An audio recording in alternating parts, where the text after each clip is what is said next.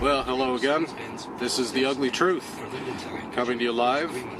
Just driving around Toronto on this Sunday, October the 9th, just one day before Canadian Thanksgiving.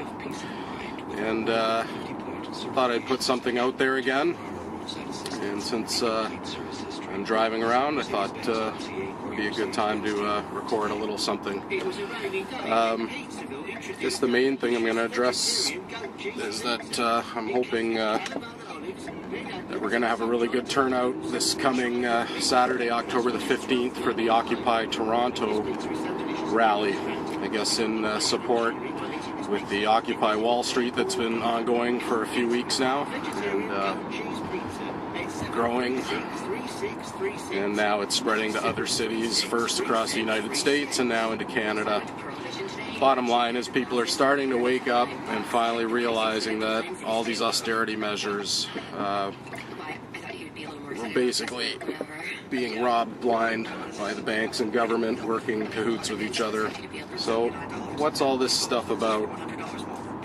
Well, in the United States, Wall Street is basically a revolving door with the White House. The same people seem to transfer back and forth between different positions, so I guess there's a lot of suspicion or speculation, and in many cases hard evidence that government and the big banks are in bed together.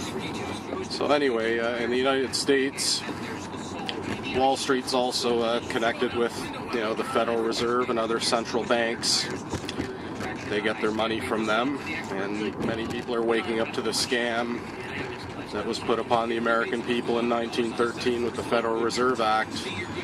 Up until that point, the United States government had the right to print their own money interest-free, and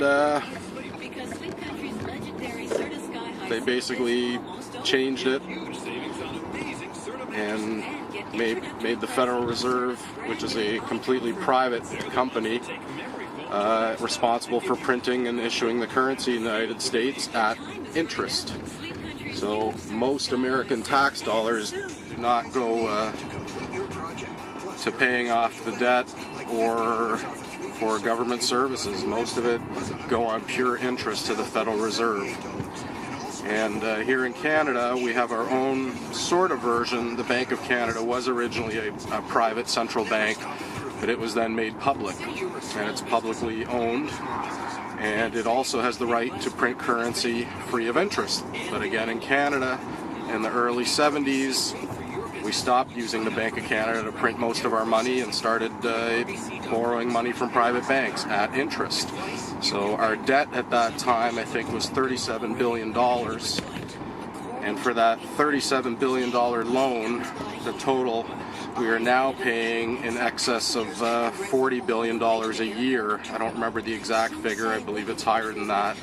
But at the very least, $40 billion a year since 1973 to pay off that original $37 billion. We're not even coming close to paying the principal. All we're paying is interest.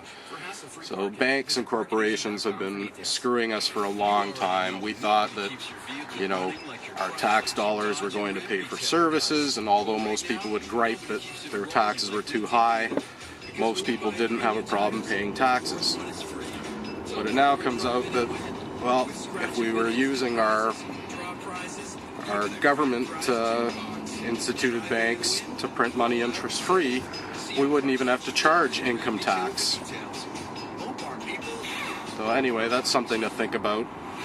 Think of all the years you've been working and how much of your earnings every year have gone to the government and really have just gone to pay interest to private banks in most cases, which those expenses never had to be incurred in the first place. So why is the US government not printing their own money? Why is the Canadian government not using the Bank of Canada? Could it be that politicians have been bought out and they get kickbacks from these banks and corporations who fund them? Anyway, so October 15th, Saturday, Occupy Toronto. I'm not sure of the location yet. As The Ugly Truth, I hope to be there to cover it and film it. And yeah, so that's about all I got to say. Also want to send out a congratulations, as I've mentioned before. One of many who've inspired me are people that I've been fortunate enough to get to meet and I guess call friends, although I can't say I know them really well personally, but Press for Truth has recently, I guess, received some type of acknowledgement for their efforts. Brian and Stephen were up in Huntsville, I believe, recently for a Canadian film festival there that Into the Fire was entered into, and I believe they won an award there. And so congratulations there. And also Dan Dix was out at a Korean film festival. He was flown all the way out to Korea, and you can check out their videos on Press for Truth's YouTube channel, Weaving Spider, or pressfortruth.ca. But Dan didn't win the award out in South Korea, but hey, he got treated like a superstar going to this really big deal award show, and the film got a lot of exposure. So as he himself said, it's a win. So congratulations to them. Keep supporting the alternative media, because mainstream media has sold us out many, many years ago now. We haven't gotten the full truth from them for a long time. Some people do care about the truth and getting it out there to you. So thank you again for everyone who's watched and supported and subscribed and given your words of encouragement. And hopefully we'll see you again soon. Definitely for the Saturday, the October the 15th, Occupy Toronto rally. Anyway, God bless. Thanks again for watching, everyone.